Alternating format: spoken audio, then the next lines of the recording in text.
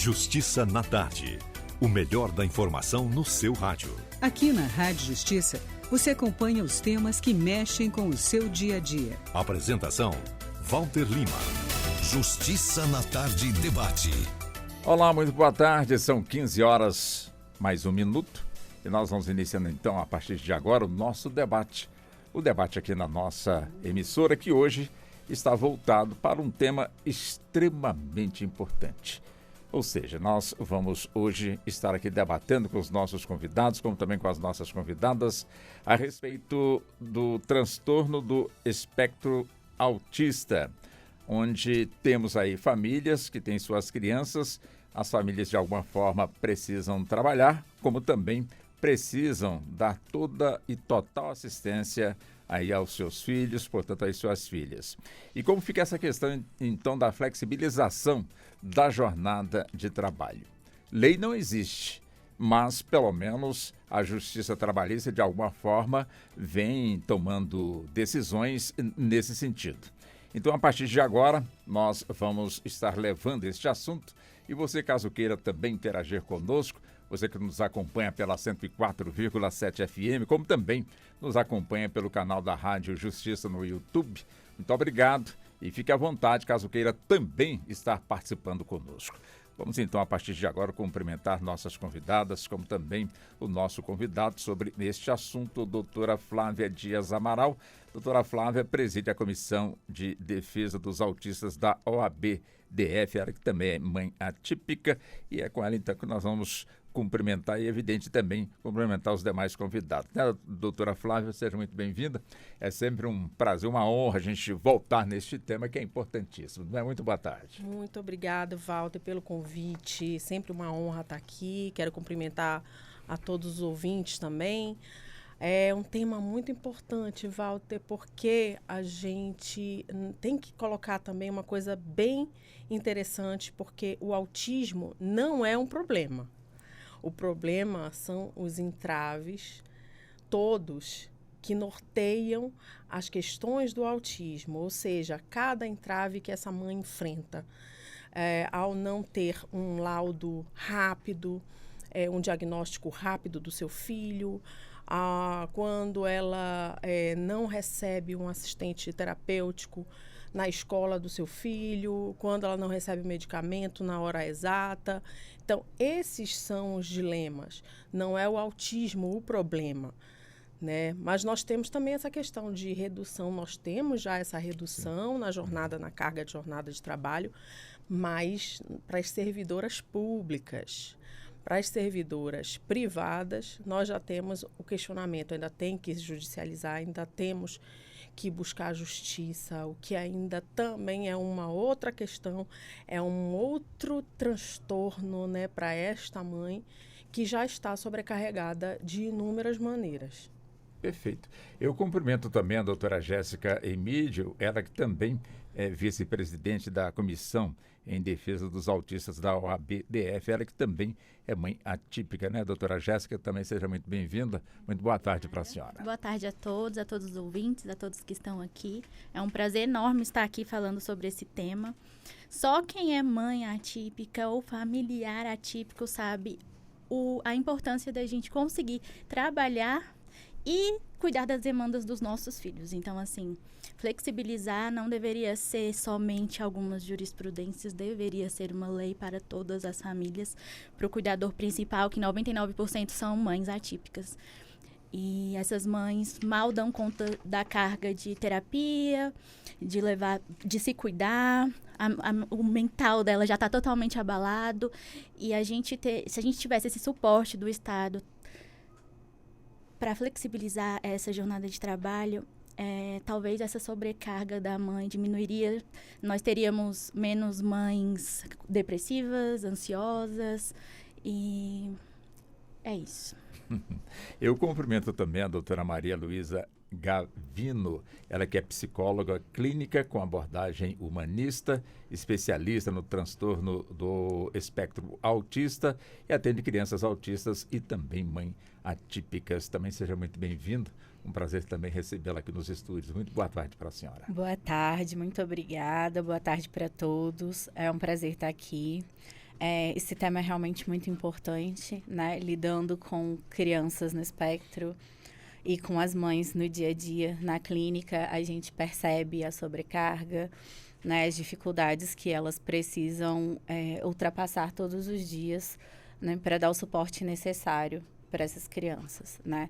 São crianças que muitas vezes precisam de horas de terapia, né? Que precisam de suporte nas suas atividades e precisam da presença da mãe ou do pai, né, do cuidador principal, mas na maioria das vezes a gente vê a presença das mães na clínica, quando não são mães, são avós, né, então a gente sabe que a sobrecarga em cima da mãe, nesse caso, é realmente mais intensa, né, então é um assunto muito importante de ser debatido. A questão da carga horária, porque essa criança ela não tem como ir para a terapia sozinha, né? Ela precisa de um suporte. Se ela não fizer a terapia, ela vai passar por diversos obstáculos que ela poderia não precisar vivenciar, né? Tendo o suporte necessário. A mãe entra no estresse porque ela precisa dar conta do trabalho, ela precisa levar a criança à terapia, ela precisa dar conta de outras demandas do dia a dia, né? Que a gente não vive só do trabalho e de cuidar dos filhos. Então, essa sobrecarga fica muito intensa, acaba adoecendo, né? E quando essa mãe adoece, a criança acaba prejudicada também, não tem muito para onde fugir. Perfeito. Deixa eu cumprimentar também o Dr. Fernando Martins. Dr. Fernando é médico pediatra, ele tem especialização em psiquiatria infantil e também atende crianças autistas e suas mamães. Dr. Fernando, seja muito bem-vindo também aqui ao nosso programa.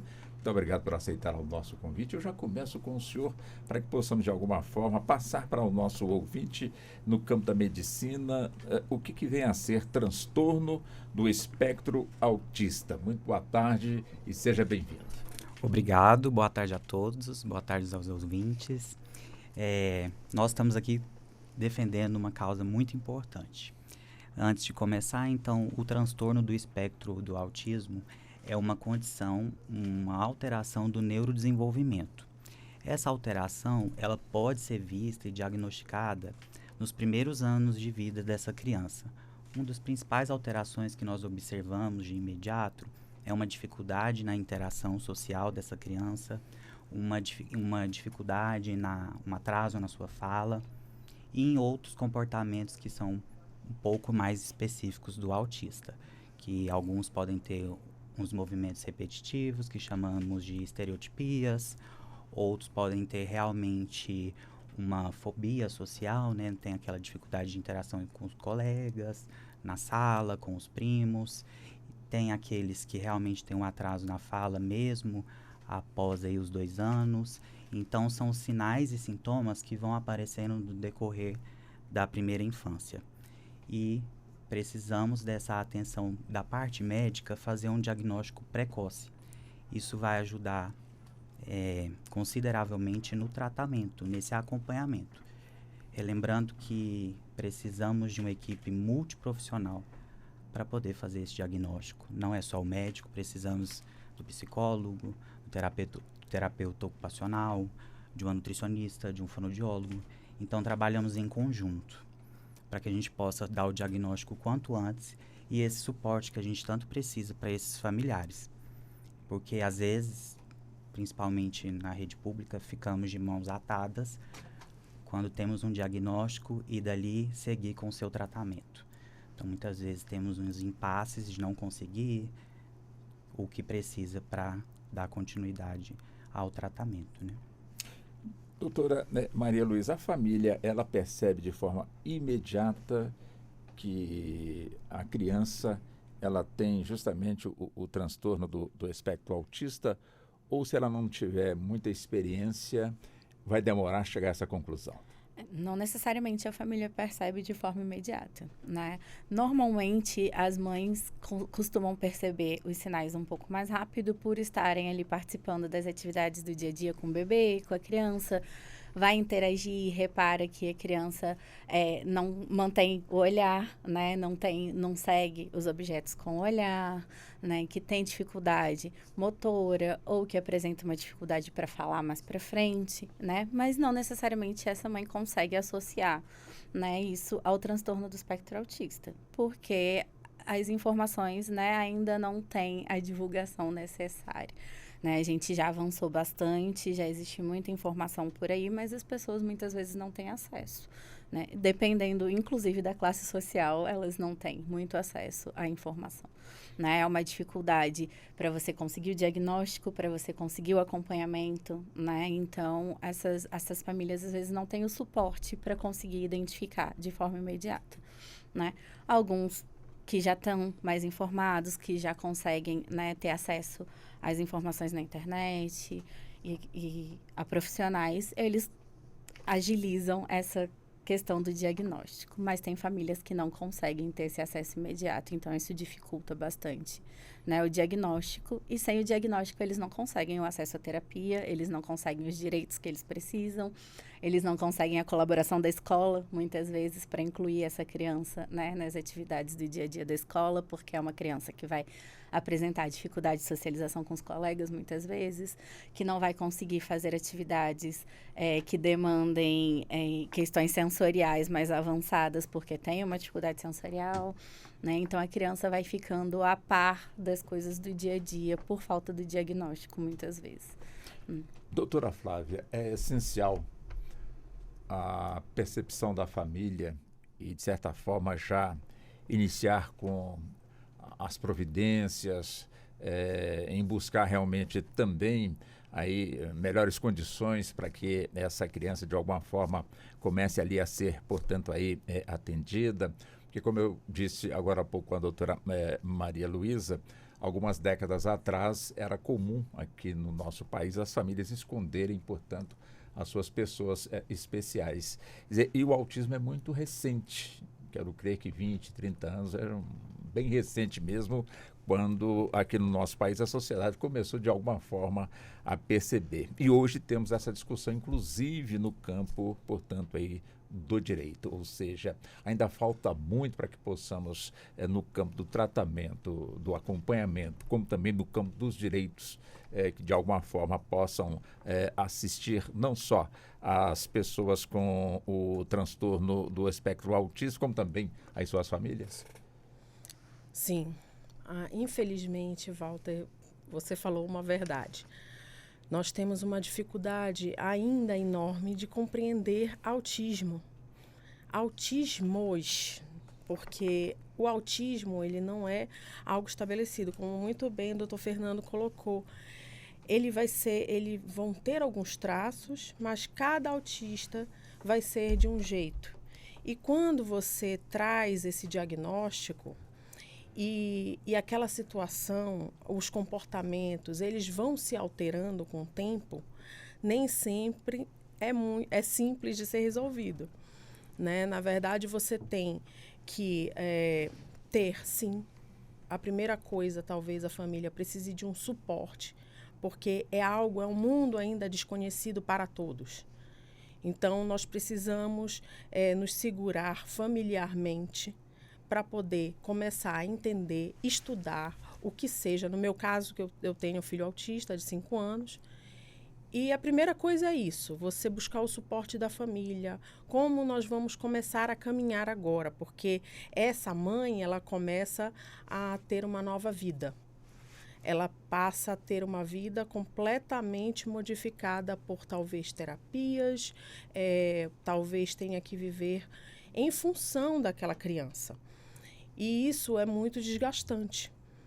E aí você tem, somado a isso, o desconhecimento da sociedade, porque nos lugares que você vai, o comportamento do seu filho é estranho às pessoas.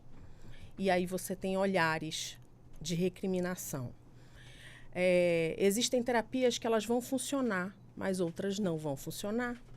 Então, você tem que ter esse poder de resiliência, de entender que Pode ser que funcione, pode ser que não funcione, pode ser que eu tenha que tirar aquele terapeuta naquele momento. E isso é um desgaste enorme, além dos desafios da legislação, porque a legislação ela é posta como regra, uma regra que tem que ser obedecida, mas nós estamos falando de humanos. Fora o autismo, nós temos um ser humano com sua complexidade que precisa ser olhado conforme for a situação e o andar daquele tratamento também. Então, quando você diz que você precisa de um assistente especializado dentro de uma escola para um autista, você tem que ter um olhar de 360 graus, no sentido de que todo mundo ali naquela escola vai ter que passar a entender também um pouco do autismo. Isso é muito difícil para uma escola. Quando você vai, quando uma mãe sai com seu filho para ir a um ambiente público, ela já tem que ir armada no sentido de que aquele filho pode sofrer um bullying ali. Então, ela já tem que ter uma estrutura ou ir com as pessoas para que ela possa, digamos assim, como ela vai conseguir se sair de uma situação quando ela estiver na rua. Então, assim, é muito complexo, porque não é algo simples de ser resolvido. Nada no autismo você vai dizer que é simples de ser resolvido. É uma complexidade, tá, que está sendo estudada dia após dia. Profissionais da área de saúde estão cada vez mais próximos disso, mas ainda muito distantes do que é esperado como qualidade de vida para essas famílias. E eu, nessa mesma linha, doutora Jéssica, quer dizer, evidentemente que nós estamos num país de tamanho continental, onde as informações chegam de forma mais precisa nos grandes centros, a exemplo de Brasília, como também de tantas outras cidades. Contudo, como eu disse, nesse país de tamanho continental, nós temos áreas onde sequer luz elétrica ainda existe. Quer dizer, e quando as famílias, portanto, têm aí no seu seio as crianças com o transtorno do espectro autista, elas também recebem o mesmo volume de informações, demora mais, quais as consequências, principalmente para a criança que precisa frequentar a escola, a informação também para as escolas, na questão do atendimento também a essas crianças. Como é que a senhora vê também esse aspecto? Walter, é uma situação triste, essa é a realidade, porque em locais ermos, com falta de informação, a gente sabe que a internet não é a realidade de todo mundo, o acesso ao celular com 4G, 5G não é um acesso para todo mundo. E essas crianças crescem sem diagnóstico, sendo tratadas como crianças frescas, crianças birrentas, criança não come porque não quer. Se você enfiar e obrigar, ela vai comer, não aprende porque não quer, chora para chamar atenção. E essa criança cresce com todos esses estigmas em cima dela, sem o suporte necessário da escola e também de terapia para que ela tenha qualidade de vida no futuro e consiga ter autonomia para executar uma profissão, para ter sua própria família. E chega na vida adulta, um adulto depressivo, um adulto retraído, um adulto que muitas vezes não consegue terminar a escola, não consegue fazer uma faculdade, sem se entender. Então, assim, o diagnóstico, ele é libertador. Hoje a gente tem muitos casos de autistas diagnosticados na vida adulta, justamente porque nessa época da infância não teve acesso à informação. E aí, quando chega na sua vida adulta, que começa a ter um pouco mais de contato social obrigatório, vamos dizer assim, essa informação chega de alguma maneira, e isso não é para todos, infelizmente, aquela pessoa começa a se enxergar, nossa, talvez essa minha dificuldade tenha um sentido, tem um motivo, tem um porquê. E quando essa pessoa consegue ter acesso, porque não é todos que têm acesso ao diagnóstico, justamente porque na rede pública a gente tem filas enormes de 2 a 3 anos para se obter um diagnóstico, E isso, a gente diz para crianças, um adulto na rede pública, provavelmente ele não vai ter diagnóstico. Então, ele só consegue esse diagnóstico se ele tiver condições financeiras para pagar um plano de saúde ou para fazer um teste particular. Então, não é para todos. Imagine só, a gente tem vários diagnósticos adultos hoje e a gente sabe que são pessoas que têm um mínimo de condição financeira para arcar com isso. Imagine os outros adultos que não tiveram hoje. Quantas pessoas estão por aí sem diagnóstico, tendo dificuldade para viver, se sentindo inferior, não conseguindo ter uma qualidade de vida comum por falta de um diagnóstico? A escola, nesses lugares mais ermos, consegue identificar um atraso naquela criança, justamente pelo atraso na questão escolar, ou até nem sempre um atraso, mas um avanço. Porque a gente tem que lembrar que tem comportamentos diminuídos, não olha, não consegue. E tem comportamentos aumentados. Então, aquela criança falou muito cedo. Ou aquela criança, tem a criança que não olha, tem a criança que fixa o olhar e olha demais. Por isso que é um espectro, são sintomas muito variantes, é difícil você identificar. Mas o professor começa a ver que aquela criança é diferente. Mas para onde encaminhar? Para onde obter um diagnóstico? Principalmente no interior, em cidades ermas, assim. Não tem. E é uma realidade triste. A gente está aqui falando, mas somos pessoas que, graças a Deus, nós temos condições mínimas para que nossos filhos tenham. E ainda assim a gente tem que brigar muito. Briga com o plano de saúde, briga com a escola, briga com todo mundo. Para você ter a realidade, um direito na prática, porque a gente tem um direito teórico. A inclusão, ela, infelizmente, é uma inclusão teórica. Quando você vai vivenciar mesmo na prática, você precisa brigar. E isso é muito triste. Essa sobrecarga mental para a mãe, para a família, é assustadora. Porque você tem um direito, ok, tá lá escrito. Tá, e quem vai fazer cumprir? E até você correr atrás disso, conseguir fazer cumprir esse direito, são anos, são meses, é muito desgastante para a família. Então, assim, a gente tinha que ter alguma coisa pública do Estado direcionada a esses lugares para que essas crianças tenham acesso. A gente teria adultos muito mais produtivos, felizes e com qualidade de vida se essas pessoas também fossem alcançadas. Então, assim, é de extrema importância a gente olhar para esses também. E a gente não vai tão longe, o interior do Nordeste. Não, a gente vai aqui, Ceilândia, Sol Nascente, aqui do nosso lado. Então, assim, é uma coisa que a gente quer mudar essa realidade, mas a gente luta e não consegue ver uma saída, infelizmente. Doutor Fernando, por que é importante o diagnóstico? Walter, eu falo para os meus pacientes, para as mães principalmente. Uma criança sem o diagnóstico, ela não se reconhece. Muitas vezes ela não sabe quem ela é. À medida que essa criança vai crescendo, sai da infância, vai para o pré-escolar, escolar, adolescência, ela, aos poucos, sabe que ela tem, como a colega falou, ou um atraso, uma dificuldade, ou um avanço. Então, ela precisa se conhecer, ela precisa saber esse diagnóstico, obviamente, para ela mesma, para ela evoluir na sua vida. A gente precisa dar esse suporte para a criança, para ela conseguir ter o básico para viver mesmo, para resolver seus problemas futuros no dia a dia.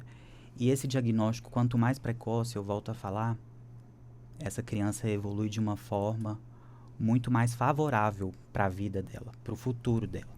Então, crianças que não têm esse acesso ou não têm informação básica, ela muitas das vezes podem evoluir aí para a vida adulta por um caminho da maldade, digo assim, algo que ela possa não entender o porquê dessa diferença e ela não conseguir ter uma boa socialização, uma boa profissão, uma família.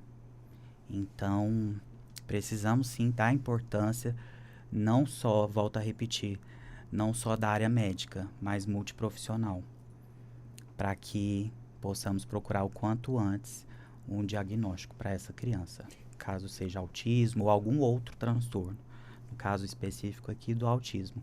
Mas existem outros diagnósticos diferenciais que estão também atrás aí do autismo, né? Por trás do autismo. Uma criança com o espectro autista, ela sendo bem assistida, como é que vislumbra o futuro dessa criança?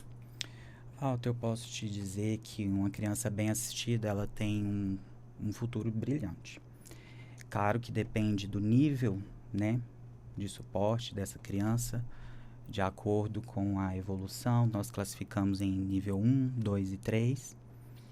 E esse diagnóstico ele é variável. Então, podemos ter aí uma evolução de um nível 3 para 2 e vice-versa. Então, por isso esse diagnóstico não é feito.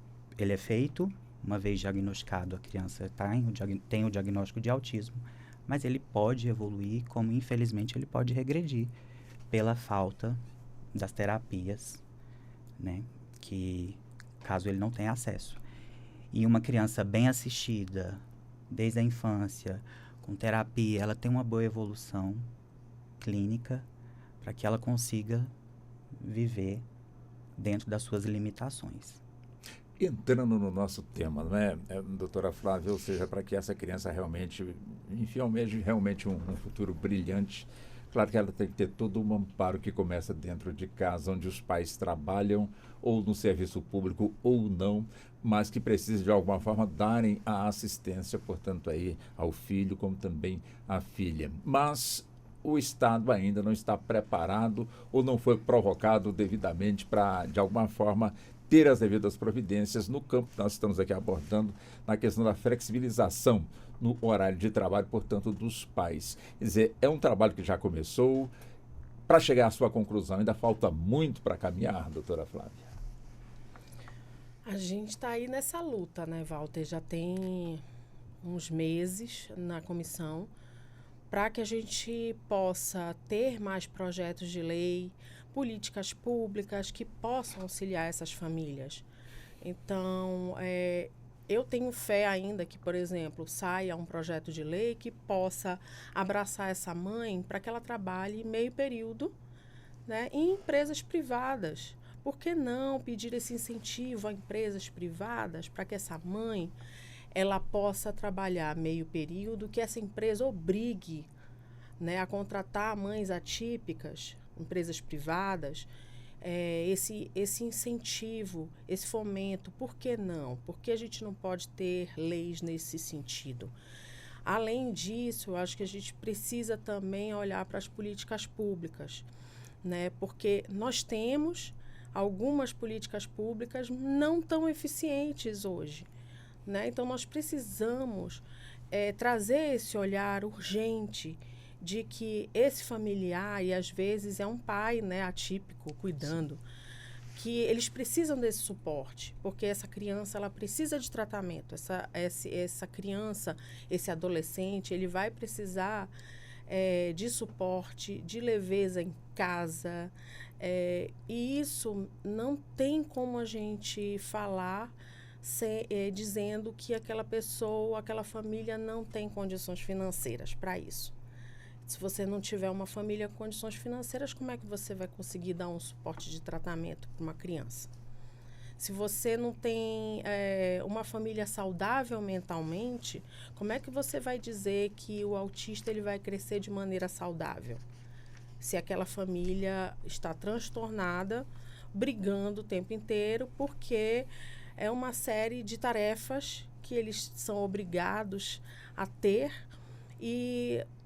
e aquele autista, ele precisa estar tranquilo. Ele precisa ir para a escola e ele não pode ser agressivo. Só que em casa ele já viu agressividade. Então, é um conjunto de coisas que a gente tem que observar para dar, digamos assim, uma vida saudável para esse autista. Mas quando você fala em vida saudável para o autista, você primeiro tem que pensar nessa família. Como é que essa família está? Financeiramente, de saúde mental, né? Tem uma pesquisa que diz que as mães de autista, até anotei aqui, que mostrou que o nível de estresse em mães de pessoas com autismo assemelha-se ao estresse crônico apresentado por soldados combatentes de guerra. Então, como é que você quer uma criança, às vezes, não violenta, não agressiva, se a mãe está nesse estado? Se o Estado não dá um suporte de políticas públicas, de leis eficazes, né? Então, eu acho que isso é possível, sim. Eu não vejo isso como algo inatingível, mas é algo que tem que ser falado, que tem que ter informação e que eu tento encontrar caminhos. Soluções eu não tenho, mas a gente na comissão, a gente tenta encontrar caminhos, sim, de alguma maneira, maquinando com profissionais, multiprofissionais, né? Médicos, terapeutas, advogados, de que maneira nós podemos chegar lá. Nessa mesma linha, doutora Jéssica, quer dizer, é evidente que estamos aqui abordando o aspecto de uma criança necessitar aí do amparo dos pais que trabalham. Quer dizer, não tem lei. E é evidente que muitos pais temem fazer a abordagem no local de trabalho e perderem, portanto, o emprego, sofrerem represália, alguma coisa nesse sentido. E aí, o que pode ser feito no sentido de buscar este direito sem o risco de perder o emprego? Walter, infelizmente hoje a gente não tem o que fazer. Então, assim, muitas vezes, e eu digo assim, se tivesse um estudo que pudesse comprovar a porcentagem, seria uma porcentagem mais de 85%, de pais que trabalham, eu digo cuidador principal, normalmente a mãe, que precisam se ausentar do trabalho para dar o suporte para essa criança. E aqui a gente tem que lembrar que o autista, muitas vezes, ele vem com outras comorbidades. Então, assim, eu não sei a porcentagem também, mas a maioria vem com alguma comorbidade junto. Então, assim, a gente tem o autismo como transtorno, mas tem a questão da seletividade alimentar, ou tem outros problemas, um TDAH, que vem junto. Então, acaba que essa criança, além das terapias, ela tem que ter outros acompanhamentos médicos. E isso demanda tempo. Isso não se faz no fim de semana, infelizmente. Não acontece no fim de semana, no momento de descanso da mãe. E quando essa mãe começa a pedir para sair mais cedo, e depois eu compenso. E o trabalhador começa a perceber que isso está sendo constante, ele acaba demitindo essa mãe por justa causa. E a gente não tem nada na lei hoje que possa refazer isso. Então, assim, a minha orientação hoje é que mães que trabalham na rede privada, que não são servidoras públicas, recebeu o diagnóstico, já busquem juridicamente, judicialmente, essa redução de carga. Por quê? Porque com uma carga normal de 8 horas de trabalho, ela não vai conseguir dar assistência para esse filho, e nem mesmo para ela. E vai acabar sendo demitida. E essa é uma realidade. E uma mãe demitida, quem vai pagar as terapias, quem vai pagar o plano de saúde, quem vai arcar com as medicações, gasolina, enfim. E aqui eu digo, mais uma vez, famílias que são beneficiadas financeiramente, o mínimo necessário. Mas a gente tem que lembrar daquelas que trabalham e ganham um salário mínimo. Às vezes é uma doméstica, às vezes é uma copeira, ganha um salário e meio, e ainda consegue pagar um plano básico para o filho, mas como ela vai se ausentar do trabalho? Se ela se ausentar, o que vai acontecer? Vai ser demitida por justa causa. Então, a gente tinha que ter, sim, uma lei ou uma mudança na CLT que incorporasse isso. Que fosse proibida essa mãe ser demitida. Sim. Eu não imagino que pudesse acarretar para esse empregador, sei lá, uma isenção fiscal, alguma coisa do tipo. Como a gente tem a obrigação de contratação de PCDs, a gente tem um mínimo, tanto, a empresa tem tantos, a gente tem, por obrigação, contratar aquele mínimo de PCDs. Por que não a gente ter isso também para mães atípicas, cuidadores principais de autistas? Isso mudaria a realidade de muitas famílias. Ainda que seja uma cota mínima, ajudaria muitas famílias. É uma possibilidade de, nossa, eu vou conseguir trabalhar e cuidar do meu filho, eu vou conseguir trabalhar e manter as terapias. Porque as mães acabam sendo demitidas ou desistindo do emprego, tendo que trabalhar de casa e não dão conta financeiramente. Aí chega um estado mental de exaustão, ao ponto que ela não consegue trabalhar de casa e dar suporte para essa criança. E quem vai cuidar de quem cuida? Quem vai cuidar dessa mãe? Quando ela chegar nesse... Recentemente a gente teve um caso que saiu na mídia de uma mãe em Águas Claras, que matou seu filho, supostamente, e depois se suicidou. Se você olhar nas matérias, o comentário das pessoas, todo mundo, assim, atacando a mãe. Mas se você olhar um monte de comentários de mães atípicas nos posts, você vai ver que a mãe tem medo de morrer, a mãe atípica. Ela tem medo de morrer e deixar seu filho. Quem vai cuidar dessa criança? Quem vai manter essa criança, trazer ela para a realidade? No caso dela, era um adulto, mas o nível de suporte era maior, então precisava de uma assistência. Quem é que vai cuidar? E eu acredito, assim, infelizmente, que ela tenha feito isso porque ela não conseguia mais viver. Ela estava no exaustão e não teria ninguém para cuidar do filho dela. E é uma coisa extremamente triste, porque se você for pensar racionalmente, mas ela tirou a vida de um filho. Mas você tem que pensar na dor e sofrimento dessa mãe. A que ponto ela chegou para ela ter que pensar em fazer isso com ela e com o filho para acabar um sofrimento? Então, assim, é uma realidade esse adoecimento mental. E o trabalho faz parte disso. A mãe precisa ter condições de trabalhar. Ela precisa se sentir competente profissionalmente. Ela precisa se sentir mulher e não só mãe. E a gente não está vendo essa realidade. E aí, chegando nesse nível que eu te falei, e quem vai ajudar? A gente não tem suporte. Então, assim, é necessário e é uma coisa imediata. A gente precisa de socorro na legislação para amparar essas mães. É importante, doutora Maria Luísa, que os pais estejam conscientes da condição da criança que chegou com o transtorno do espectro autista. É importante que eles conheçam e é importante também que saibam como agir para poder, de alguma forma, também ajudá-los. Eu estou puxando esse assunto porque eu conheço um caso de uma criança que hoje deve ter uns 3 anos, uma criança que foi bastante esperada, e a mãe percebeu no seu primeiro aninho que ela tinha, portanto, o transtorno do espectro autista de uma forma mais, se é que eu posso dizer assim, mais severa. Mas acontece que o pai disse que não é nada disso, que a mãe está vendo alguma coisa que não existe, porque é uma criança, isso, aquilo, enfim. Ele pontua, portanto, aí as qualidades, quando a mãe, bastante experiente, mãe já de 3, 4 filhos, sabe perfeitamente que não é assim. E ela teme buscar, portanto, assistência médica e sofrer, portanto, represálias dentro de casa. E aí, como é que se resolve uma situação dessa? É complicado, infelizmente acontece muito, tá? A gente lida bastante com isso dentro de consultório, de um dos familiares perceber as características, perceber os sinais e querer ir atrás, e o outro pai, ou o pai, ou a própria mãe, isso. Nesse caso, o pai, mas um lado acreditar, o outro não aceitar, e eles entrarem, né, nesse embate. E aí a gente tem vários fatores, né, que influenciam nisso. De um lado, o conhecimento, né? Essa mãe criou outras 3 crianças, ela acompanhou o desenvolvimento dessas 3 crianças e ela consegue perceber sinais de diferença no desenvolvimento das outras crianças e do seu filho mais novo, né? E ela aponta isso para outra pessoa, esperando um suporte, né, esperando apoio para ir atrás daquilo, e ela não encontra esse apoio.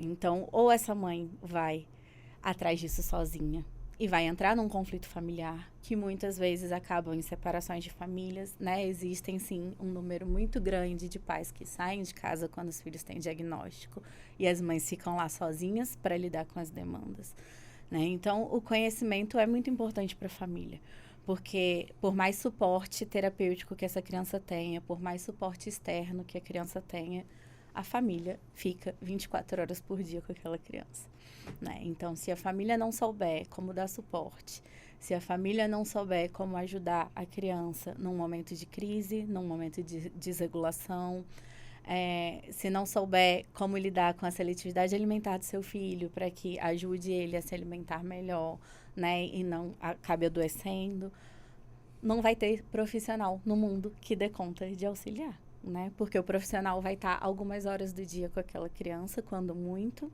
a gente considerando uma família que tem uma condição financeira boa, que consegue, né, dar suporte de várias horas de terapia semanais, o que não é a regra, né? Existem famílias que não têm esse suporte. E a criança vai estar em casa. Então, a mãe precisa do suporte para saber como lidar com seu filho.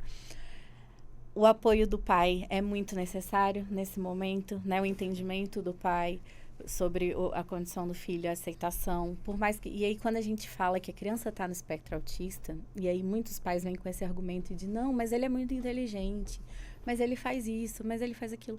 Quando a gente dá o diagnóstico, a gente não está dizendo que aquela criança é incapaz de fazer as coisas, jamais.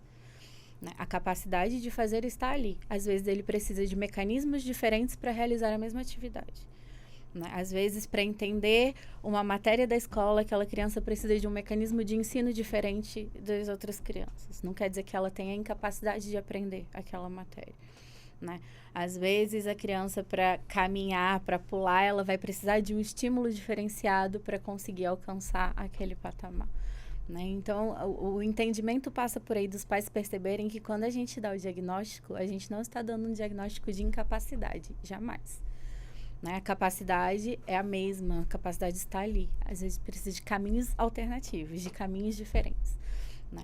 É um transtorno do neurodesenvolvimento. O neurodesenvolvimento daquele indivíduo acontece de forma diferente. Então, a gente precisa encontrar qual é o caminho para aquele indivíduo aprender.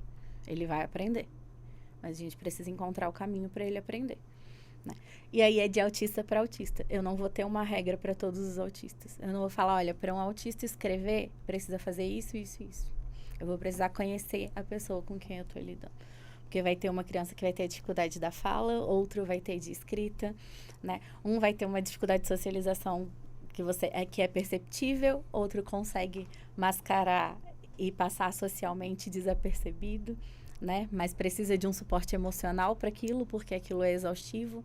Depois existe uma ressaca social, né, para aquela demanda. Então, a gente vai precisar conhecer o ser humano que está ali para além do diagnóstico, para aí a gente conseguir encontrar o caminho de ajudar aquele ser humano a desenvolver. Né? E para isso o entendimento da família é fundamental, porque o trabalho que eu faço dentro do consultório na clínica vai precisar se reverberar para os outros ambientes. Então, quando a mãe for passear com o filho, ela vai precisar reforçar aquilo que foi trabalhado em terapia, né? Quando ele for para a escola vai precisar reforçar aquilo que foi trabalhado em terapia. Tudo é parceria, não existe um trabalho sozinho. Né? Eu não vou pegar uma criança no consultório e entregar a criança pronta para o mundo, para os pais. Não tem como acontecer. Então, é parceria. O psicólogo vai fazer a parte dele, os pais vão fazer a parte dele, a escola fazer a parte dela, os outros terapeutas, porque são muitas terapias necessárias, muitas vezes.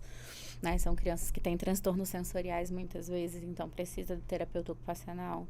São crianças que precisam de um psicomotricista, às vezes, porque as dificuldades motoras aparecem e influenciam na aprendizagem, né? Precisam do nutricionista por conta da seletividade alimentar. A seletividade alimentar precisa do terapeuta ocupacional, porque também tem a questão sensorial alimentar. Então, tudo está interligado. A gente não trabalha sozinho, não tem como trabalhar sozinho. Então, a família precisa ser participativa. Para a família conseguir participar, a gente precisa dar suporte e informação para aquela família. Né? Então, a informação é fundamental. E você está aberto e entender que quando o diagnóstico chega, não é um diagnóstico de incapacidade para o seu filho, jamais. Né? É um diagnóstico para potencializar o desenvolvimento. Porque quando você olha para ele, você vê, então os desafios são esses. A gente precisa encontrar o caminho para ultrapassar os desafios e ajudar no desenvolvimento daquele ser humano. É uma pergunta que chega para o médico quando o diagnóstico é de que a criança está com o espectro ou seja, com o transtorno do espectro autista. Quer dizer, esse tipo de pergunta é comum os pais perguntarem, doutor, tem cura? Quer dizer, chega esse tipo de pergunta, doutor Fernando? Walter, eu digo que todos os dias tem essa pergunta. E não tem cura o autismo, mas ele tem um tratamento muito eficaz. Então, não se sabe ainda exatamente a causa do autismo. Existem inúmeros estudos, tem um fator genético, tem faixa etária materna dos pais, envolve vários fatores. Mas o tratamento para cura não vai ter. Ainda não tem a cura. Uma vez autista, ele vai ser para sempre autista. Eu volto a lembrar que ele pode, sim, de acordo com o seu tratamento, evoluir, né, melhorar nesse nível. Se ele é nível 1, nível 2 ou nível 3, existe uma variação entre esses 3 níveis de acordo com as terapias. E qual que é o nível que não tem limite para o autista, ou seja, para alcançar os seus objetivos? Todo autista, que eu falo o seguinte, existe um estigma que o nível 1 é o nível leve, e não necessariamente. Então, depende muito da habilidade de cada autista. Tem autista nível 2, que pode ter uma alta habilidade em alguma atividade escolar ou numa matéria específica.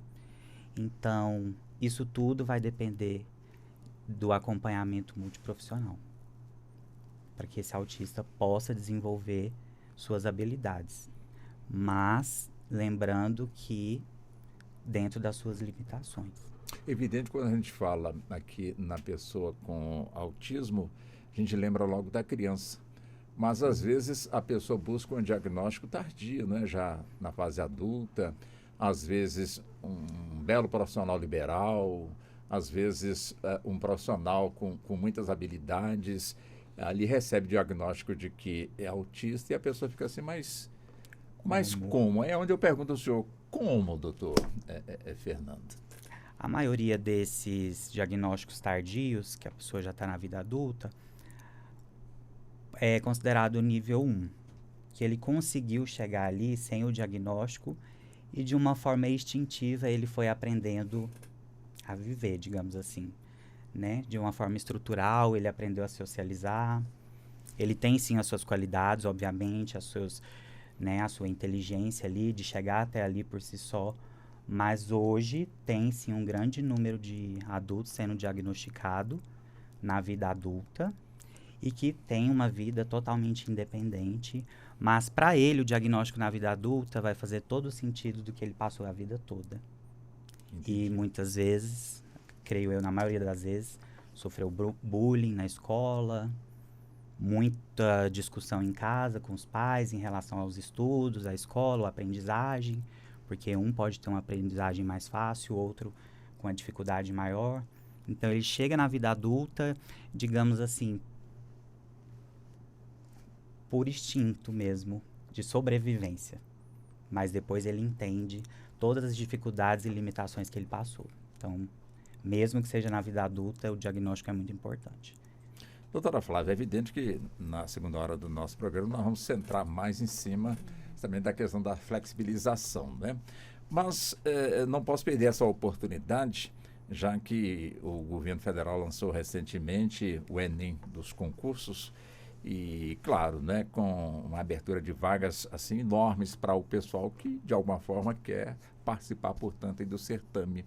E o que chama ali a atenção é que tem e consta em todo o concurso o número de vagas para pessoa com deficiência.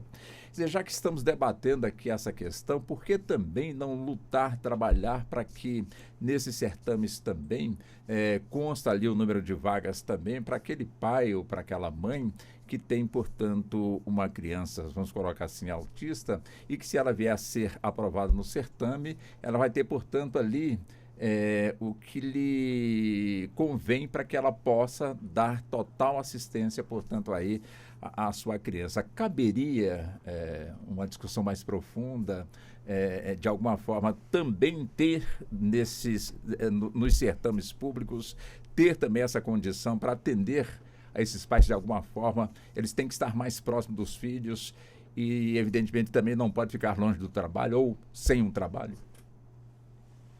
É interessante, eu acho que essa é uma discussão necessária.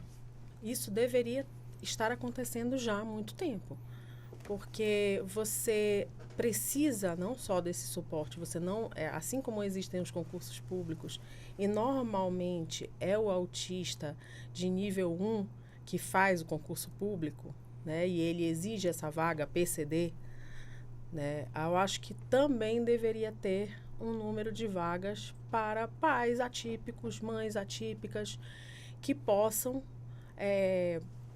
ter uma cota, né, no concurso público. Por que não? Isso vai ser um debate muito amplo, porque o GDF já vem há uns tempos negando essa vaga PCD para autistas nível 1, né? Por conta por questões de manuais médicos, alegando que talvez o doutor Fernando saiba explicar melhor, mas o autista de nível 1 comunicável, aquele que trabalha, que não precisou, que dentro das suas dificuldades ele chegou a isso e passou no concurso público, essa figura talvez não precisasse, então, de vaga PCD. Esse é um debate ainda dentro dos manuais médicos sobre esse autista nível 1 que vive, que circula, se comunica, que não tem maiores problemas sociais. Então, para que nós vamos dar vaga PCD para essas pessoas? Né? E o GDF já vem numa linha tirando esses direitos, o que eu não acho certo, porque desde que a Lei Berenice Piana trouxe que qualquer autista é considerada pessoa com deficiência, não se deveria excluir, né, nível 1, 2 e 3 das vagas PCD nos concursos públicos. Isso está muito claro na lei. No entanto, quando se vai fazer a avaliação médica para o concurso lá dentro, aí você tem essa exclusão que vem acontecendo já há um tempo. Então, eu acho que vai ser difícil, se isso já está acontecendo para os autistas, quiçá para os pais atípicos que queiram vagas e que a gente possa colocar, por que não, cotas para esses pais nos concursos públicos. Eu acho que isso vai ser um debate que não vai agradar. E, obviamente, eu acho que o Estado também vai dizer que não tem recurso suficiente para isso. Mas o Estado tem que ser provocado, né? Obviamente, eu acho que a gente tem uma questão. Nós temos essa questão hoje. Nós temos pais e autistas excluídos, né? Vivendo à margem. Então, nós precisamos fazer o quê? Nós precisamos olhar para o vulnerável. Nós precisamos incluir essas pessoas. De alguma maneira, isso tem que ser feito. Eu acho que isso tem que ser na base da provocação e dos debates em congressos, no legislativo, mas ainda uma luta. E como é que se houver essa discussão, doutor Fernando, já que o senhor foi citado aqui pela doutora Flávia? Eu concordo com a doutora Flávia em relação a não diferenciar o nível. Então, na minha opinião, nível 1, 2 e 3 tem sim o mesmo direito. E eu acredito, isso é uma visão que eu tenho, que as pessoas que às vezes recusam essa questão da parte burocrática de diferenciar e separar esses autistas, por achar que ele não tem uma limitação ou uma dificuldade, porque ele conseguiu, né, chegar na vida adulta, mas isso não quer dizer que ele não tenha esse transtorno. E aí, em algum momento ali do seu trabalho, do seu dia a dia, ele tem as suas limitações. Isso pode gerar traumas nesse paciente, né, no trabalho, até mesmo demissão, digamos assim, por talvez receber uma demanda e ele não conseguir concluir aquele objetivo devido à sua limitação do transtorno. Então, eu, como médico, minha visão é que realmente todos os autistas, seja ele nível 1, tenha direito dessas vagas de PCD em concursos públicos, com certeza. E a senhora, doutora Jéssica? Eu vou citar um exemplo pessoal. O meu irmão foi diagnosticado aos 25 anos. E ele foi diagnosticado após a investigação do meu filho, que na época tinha 1 ano. Então, assim, buscando a investigação do meu filho, a gente enxergou que meu irmão passava por tudo aquilo quando era criança e a gente não tinha informação. E aí eu falei, procura uma avaliação, vai atrás. E ele foi diagnosticado como autista, nível 1 de suporte e altas habilidades. Então, assim, as altas habilidades mascararam as dificuldades como autista, mas isso não quer dizer que ele não tenha dificuldades. Então, assim, ele tem muita dificuldade de permanecer no emprego. Muita dificuldade. E as pessoas olham e falam, mas ele é extremamente inteligente. Nossa, ele faz uma planilha que o pessoal demora semanas em questões de minutos. Mas ele tem dificuldade, por exemplo, em se manter acordado. Ele tem dificuldade no ambiente de se trabalhar. Então, ele poderia, sim, conseguir ser um profissional de excelência, sim, mas tem que ter o suporte, PCD, para que ele consiga exercer e dar o melhor de si naquele trabalho, tendo o suporte necessário, né? Aquela questão de equidade mesmo. Então, assim, ele pode conseguir o mesmo que o outro, ou até mais, pelas suas altas habilidades, mas ele precisa de um suporte específico.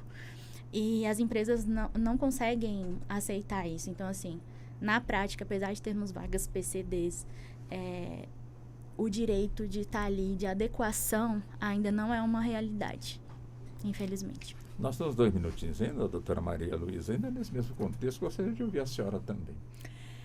Eu acredito que... Vamos lá. O autismo, ele é um espectro, tá? Ele tem 3 níveis. Antes, a gente chamava de nível leve, moderado e o grave, né? Hoje em dia, os estudos já apontam para a gente botar como nível 1 de suporte, nível 2 de suporte e nível 3 de suporte. Isso significa que todos eles precisam de suporte, tá? Não é o benefício do nível 3 e do nível 2 precisar de suporte e do nível 1, não. Tá? Um autista no nível 1, ele consegue, muitas vezes, mascarar as dificuldades de socialização, né? Ele consegue mostrar os seus dotes cognitivos e isso chamar mais a atenção das pessoas do que as dificuldades dele. Mas não quer dizer que a dificuldade não exista, né? Então, como ela mesma falou do irmão dela, ele tem a capacidade de executar o trabalho, mas o ambiente incomoda. Como que a gente pode adaptar esse ambiente para não ser incômodo? Ele pode conseguir trabalhar de casa, ele pode conseguir um ambiente que tenha menos luz, menos ruído, dependendo do que for que incomode no ambiente. Ele precisa do suporte. Não é o mesmo suporte que o nível 3 vai precisar, mas ainda é um suporte necessário, né? Então, quando a gente chamava... Por que estão tentando mudar a nomenclatura? Porque quando a gente diz que o autista nível 1 ele é um autismo leve, o questionamento que vem é leve para quem?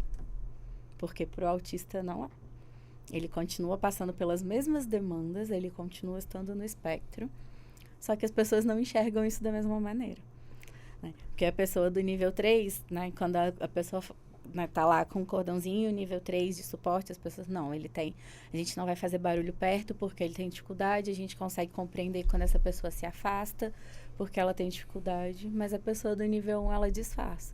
Então, se ela já está ali naquele ambiente social por muito tempo, aquilo já está incomodando, ela já precisa se afastar, é aquela pessoa que o povo fala, mas ela estava aqui no meio da conversa, ela saiu do nada, isso é um pouco de falta de educação, né? Ela devia estar aqui, ela devia se manter nesse ambiente. Ela consegue suportar, né? Então, é leve comparado aos outros níveis, mas não é leve para a pessoa que está vivenciando aquilo ali. E ainda assim, ela precisa do suporte, ela precisa ser enxergada, né? Então, não tem como ser excludente, não tem como abarcar só o nível 2 e o nível 3 e achar que a pessoa no nível 1, senão ela não estaria no espectro. Se ela não precisar de suporte, ela não estaria no espectro, né? E não seria considerada uma pessoa com deficiência. Pois não. Bem, nós estamos já vencendo a primeira hora do nosso debate. É evidente que vamos ter mais uma hora. Peço licença para que possamos ir ao intervalo, mas estaremos de volta em instantes. Até já. Você está ouvindo Justiça na Tarde.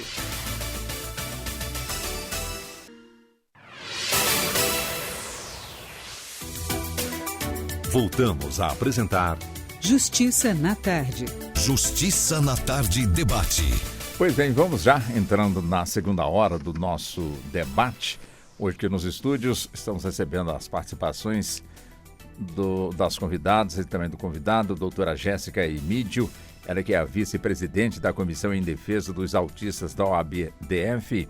Também a participação da doutora Maria Luísa Gavino, ela que é psicóloga clínica com abordagem humanista, especialista no transtorno do espectro autista, atende crianças autistas e mães atípicas. Como também conosco o doutor Fernando Martins, que é médico pediatra com especialidade em psiquiatria infantil. Atende também criança autista e suas mamães. E também a doutora Flávia Dias Amaral, que é advogada e é presidente da Comissão em Defesa dos Autistas da OAB da nossa capital federal. E também mãe atípica. Interessante, né? Mãe atípica. Quer dizer, desde o início que era para eu perguntar o que vem a ser mãe atípica. Passou o período de 1 hora, agora chegou a oportunidade, doutora Flávia, para a gente entrar então nessa questão com as senhoras, como também com o doutor Fernando. Mãe atípica. O que caracteriza mãe atípica quando estamos falando aqui do transtorno do espectro autista, doutora Flávia? Mãe atípica é aquela que não é típica. Então, a gente tem uma gama de situações para essa mãe que é justamente para fazer um comparativo com as mães típicas, que aquela gama de estresse que a mãe típica, digamos assim, tem, essa mãe atípica tem muito mais. Dobrado. Então, a gente precisa ter essa distinção porque é muito sério mesmo. As mães atípicas, estatisticamente, elas são abandonadas. Realmente. A casa fica com a descoberta, com o diagnóstico do transtorno autista, ela muda. Então, ali você vai ter um estresse a mais já dentro daquele contexto familiar, que já não vai ser leve, dependendo de como a família recebe aquela notícia. Além disso, você tem também uma série de tratamentos e as demandas que a vida vai exigir para que você dê esse suporte ao seu filho. Então, aquilo vai criar uma diferença muito grande. Não tem hoje como a gente comparar e dizer, ter um filho autista é a mesma coisa do que ter uma criança. É como se fosse uma criança também. Não é. É uma situação muito mais séria. É uma situação muito mais estressante. Não por conta do autismo novamente. Por conta dos entraves que o sistema causa a essa família. Então, estatisticamente, os pais abandonam essa mulher por dizerem que essa mulher não tem mais tempo para eles, que ela só tem tempo de cuidar da criança, porque essa mulher acaba deixando de ser mulher, ela acaba de ser profissional, ela vira apenas mãe. E é uma mãe que tem que estar de olho naquela criança 24 horas. Atenta aos tratamentos, atenta ao comportamento, atenta para que aquela criança não se machuque em nenhum momento. Então, por isso a gente coloca esse rótulo de atípica, porque é uma situação atípica. Essa realidade é uma situação atípica. Eu estou hoje, Walter, na comissão, não chega a 1 ano. Eu não estou há 1 ano nessa comissão da OAB. E eu tenho inúmeras mães que me ligam dizendo que não estão aguentando. Que não estão aguentando a rotina, que algumas queriam se matar. Sério? Eu paro de fazer o que eu estou fazendo para atender essas mães, preocupada com o que essas mães podem fazer. E eu tento dizer, às vezes eu só sou ouvidos, né? Que já me disseram que não é só, é muita coisa. Essas mulheres, elas precisam ser ouvidas. Essas mulheres, elas precisam de tratamento psicológico e elas não têm dinheiro para ter um psicólogo, muitas vezes. É maçante para elas. Então, eu me vejo numa situação que eu sei que é difícil para mim, por exemplo, ser mãe atípica, de tudo que eu tive que mudar na minha vida por conta de João, que é o amor da minha vida, mas que eu sei que para muitas é muito, muito pior, né? Porque elas não têm suporte algum. O marido deixou por dizer que ela não tem mais tempo para ele, mas não é porque não tem mais tempo para ele, é porque esse marido também não olhou que ele também tinha que contribuir nessas demandas. Então, é desesperador. Hoje eu faço um apelo aqui, porque está desesperador, sim. As mães estão pedindo socorro, sim. elas não estão conseguindo se manter seus filhos. Os profissionais não compreendem por que seus filhos são violentos. E elas me pedem ajuda e eu fico tentando encontrar saídas, mas nem sempre encontro. Então, é algo que a gente precisa observar, porque pode ser algum efeito manada mais para frente, se a gente não cuidar dessa saúde mental dessa mãe, né? É isso. Acho que a gente precisa ter esse olhar e a gente precisa, sim, ouvir, deixar com que elas falem, que elas reclamem, porque as situações são inúmeras e elas já estão recorrendo à OAB porque em outras instituições elas não estão encontrando saída. E como lá eu disse que pode ligar no meu telefone, estão ligando. Então a gente precisa encontrar e a gente precisa achar mecanismos para que as instituições abracem essas mães também, não só a OAB. A Defensoria Pública, o Ministério Público, todas as instituições que precisam também ter esse olhar para essa mãe. Doutora Jéssica, esse grito de alerta da doutora Flávia, evidentemente que eu imagino que a senhora também tem este mesmo grito, já que a senhora também é mãe atípica e evidente que é preciso realmente gritar sempre muito até que se encontre, portanto, aí, no caso, as soluções. Quer dizer, quando essa realidade é enfrentada pela mãe atípica e ela, de certa forma, não encontra o amparo que deveria encontrar por conta, ainda, quer dizer, eu creio que nem vale mais a gente dizer que é um assunto novo, não é um assunto novo, é realmente falta de interesse, vamos colocar assim dessa forma, né? Quer dizer, para que os objetivos sejam alcançados, é evidente que o grito de alerta tem que continuar. Agora, como fazer com que esse grito realmente encontre respaldo? É uma situação bem delicada. Para mim também falar desse tema. Eu, como mãe atípica, achava que não ia acontecer comigo, que eu era muito forte. Eu era muito forte e estava dando conta de tudo. Porque a gente tem duas situações. A gente tem a família que nega o diagnóstico quando ele chega.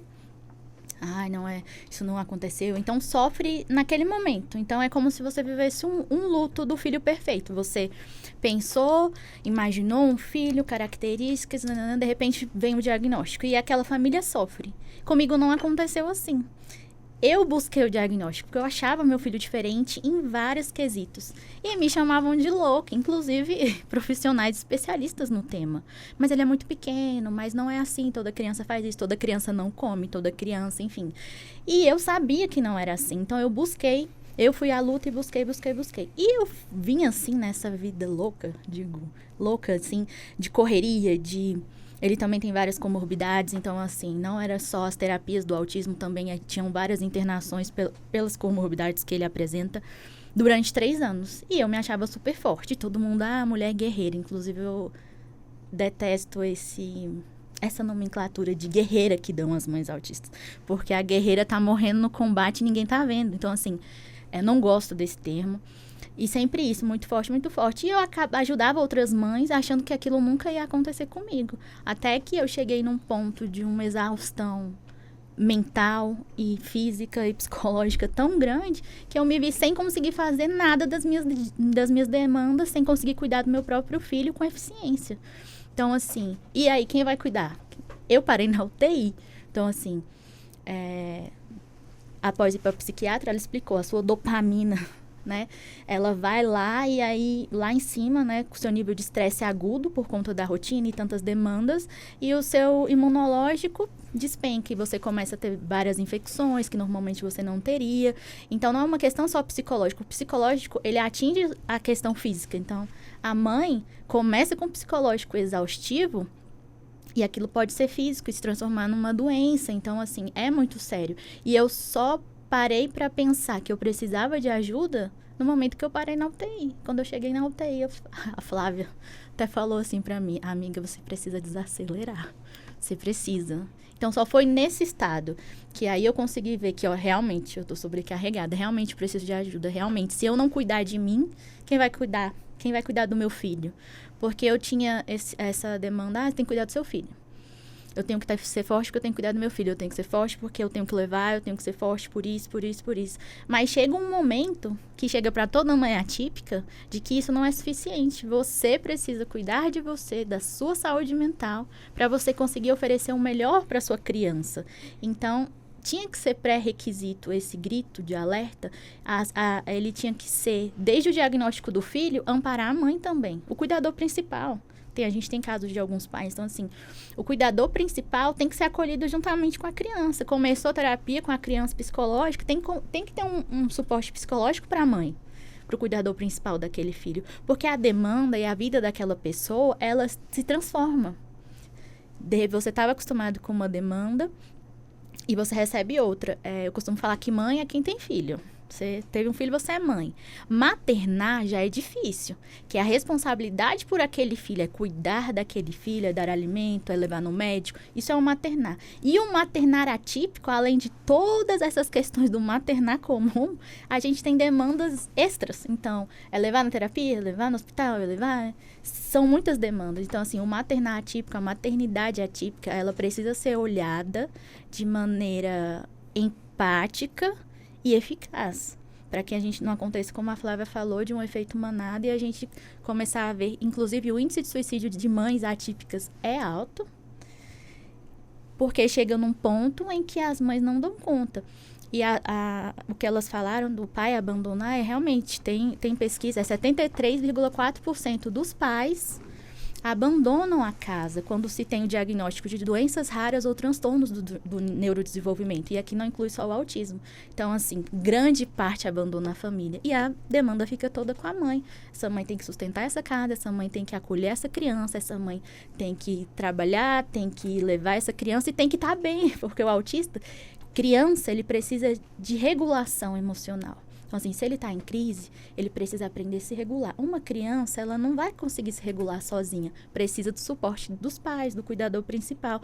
Como uma mãe sobrecarregada vai conseguir ajudar essa criança a aprender a se regular emocionalmente, se ela não está regulada emocionalmente. Então, assim, para um sucesso no tratamento dessa criança, essa mãe precisa ser acolhida.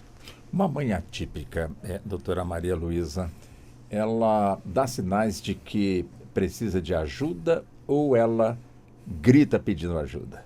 Ela dá sinais. Se você estiver atento, ela dá sinais.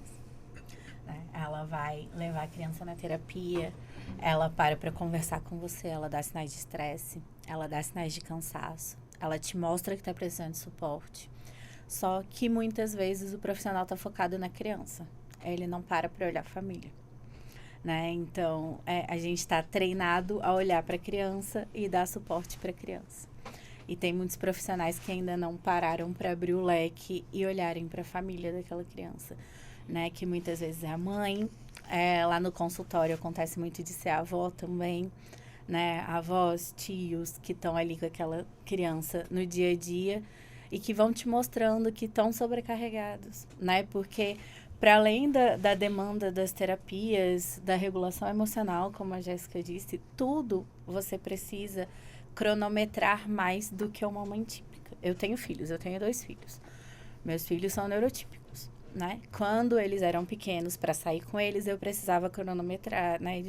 Preciso levar bolsa com fralda, com as coisas que eles precisam, com alimento, né? Um paninho que goste mais. A mãe é típica, não. Ela precisa pensar se a criança se incomoda com barulho, se o lugar que ela vai tem barulho de excesso, né? Se os estímulos visuais são muitos, porque às vezes a criança com muitos estímulos visuais, ela vai entrar em crise.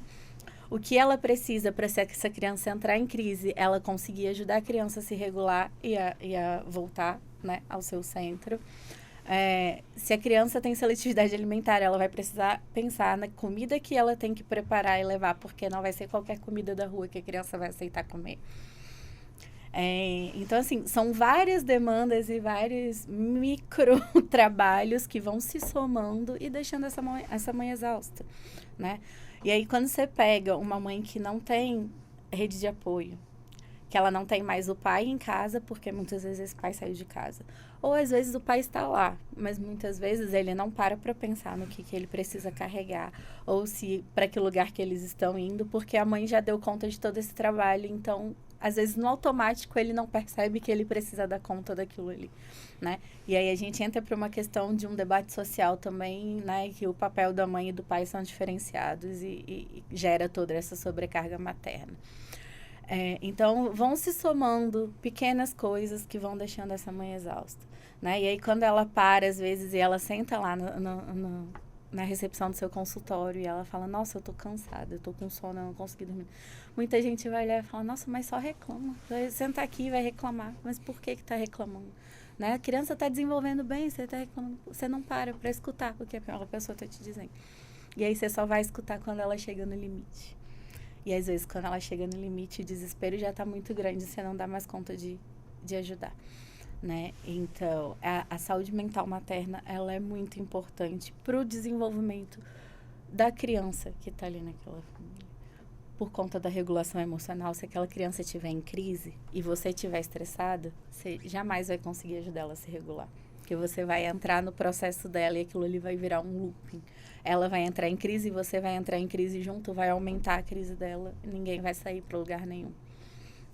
E se essa mãe estiver exausta, o primeiro choro daquela criança vai tirar ela do sério. Às vezes a criança não chora, só ela se bate, ela se morde, ela morde você, ela puxa o seu cabelo, né? E você vai, né? Você imagina você num estado de exaustão emocional, onde você não está dando conta das suas emoções, você tem que lidar com as emoções do seu filho. Você não vai conseguir auxiliar, né?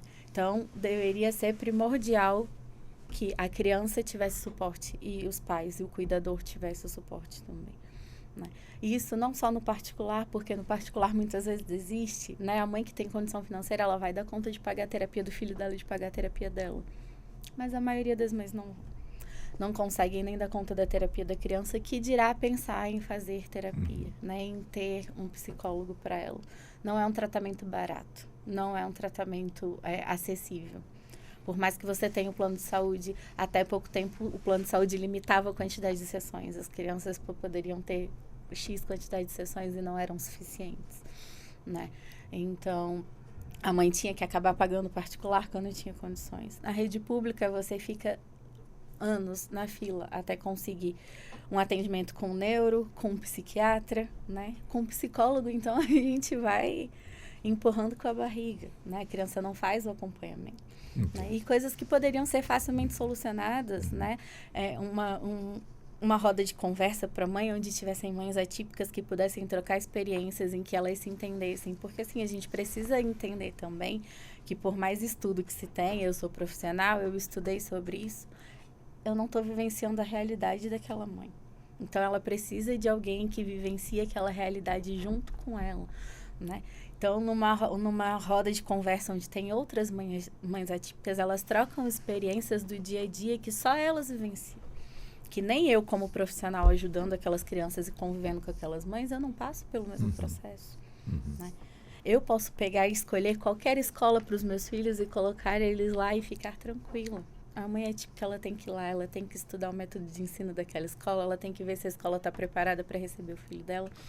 Ainda assim, quando a escola está preparada, você às vezes encontra profissionais que vão dizer que estão fazendo, mas não estão. Então, você precisa ficar de olho para ver se a escola está dando o suporte necessário para o seu filho, né? Não é fácil. Então, são muitas demandas, são muitas questões para lidar. E esse suporte psicológico deveria ser primordial desde o diagnóstico, para que a mãe conseguisse lidar com tudo isso. Doutor Fernando, e quando o senhor, como médico, médico pediatra, atende também, portanto, a mãe atípica?